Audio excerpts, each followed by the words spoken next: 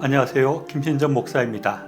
오늘은 예수님은 퍼포먼스의 대가라는 제목으로 말씀을 나누고자 합니다. 퍼포먼스라는 단어는 원래 예술 분야에 쓰이던 말이라고 할 수 있는데 관중들에게 자신을 표현하고자 하는 관념이나 내용을 신체 그 자체를 통해서 구체적으로 보여주는 예술 행위라고 합니다. 그런데 요즘은 뭔가를 보여주고 시선을 끄는 공연이나 연기를 퍼포먼스라고 하는 것 같습니다. 제가 어릴 때 동네 공터 같은 곳에 약장사들이 약을 팔기 전에 사람들의 시선을 끌기 위해서 웃을 시범을 보이기도 했는데 이것도 일종의 퍼포먼스라고 할 수 있을 것 같습니다.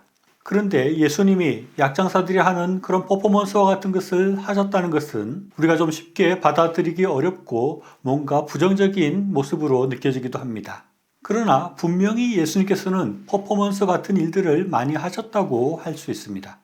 요한복음 9장 말씀 보면 예수님은 눈먼 자를 고치기 위해서 침을 뱉어서 진흙을 만들고 또 그 진흙을 그 사람 눈에 바릅니다. 그리고 굳이 실로암이라는 연못까지 가서 씻으라고 말을 하는 것입니다.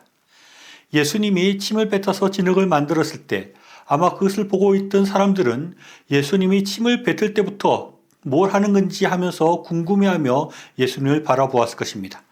그리고 예수님은 그의 눈에 진흙을 바르셨습니다. 사람들은 무슨 일이 일어나는지 더 궁금해졌을 것입니다. 그런데 예수님은 그에게 또 실로암이라는 연못까지 가서 씻으라고 말을 하는 것입니다. 이 사람은 눈이 보이지 않으니 눈에 진흙을 바른 채로 사람들에게 물어서 실로암까지 갔을 것입니다. 아마 많은 사람들이 이 일이 어떻게 될지 궁금해서 같이 따라갔을지도 모릅니다. 그리고 그가 실로암에서 그 진흙을 씻으니 눈이 고쳐져서 볼 수 있게 되어서 다시 돌아왔다는 것입니다. 이런 모습은 분명히 퍼포먼스라고 할 수 있습니다.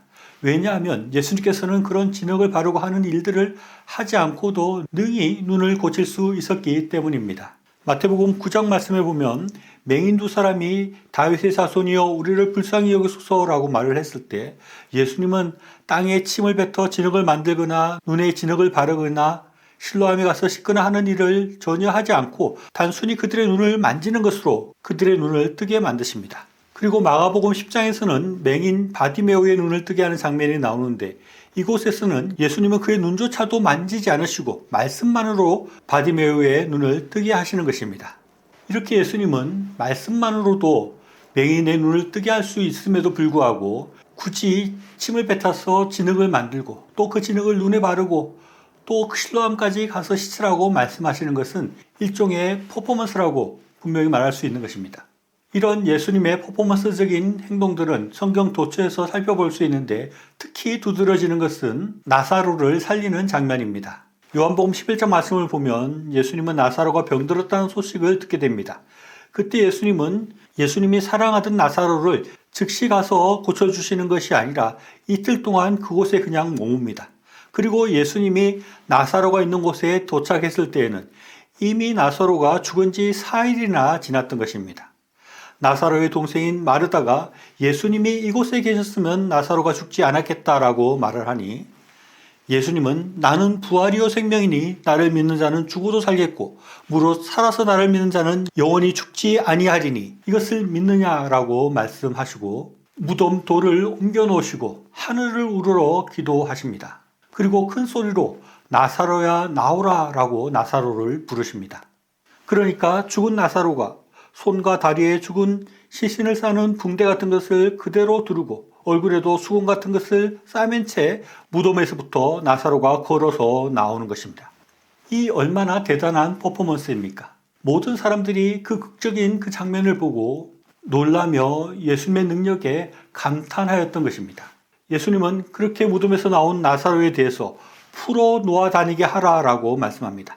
많은 사람들이 그 죽은 나사로가 살아난 것을 보게 하라는 의미라고 할 수 있습니다.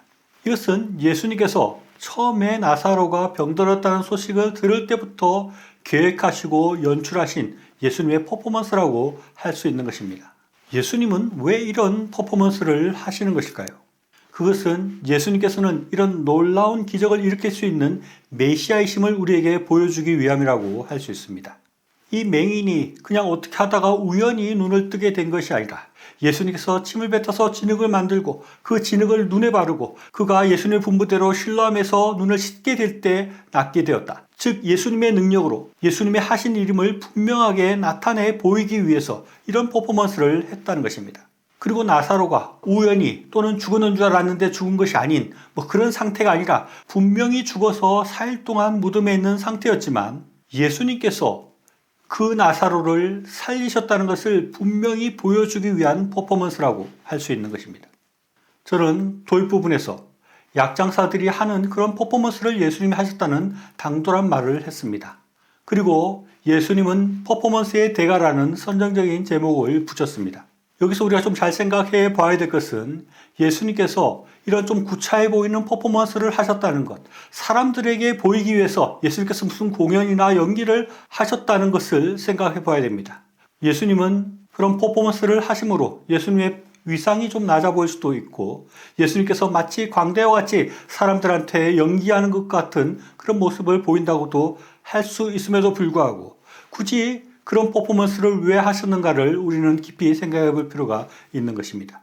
그것은 예수님께서 그런 퍼포먼스를 하셨어라도 우리에게 분명하게 예수님은 메시아이심과 예수님은 그런 놀라운 기적을 분명히 일으킬 수 있는 분이라는 것을 분명하게 알려주기를 원하셨다는 것입니다. 그런 기적을 우리에게 분명하게 인식시키기 위한 예수님의 마음이 그 퍼포먼스에 들어있는 것입니다.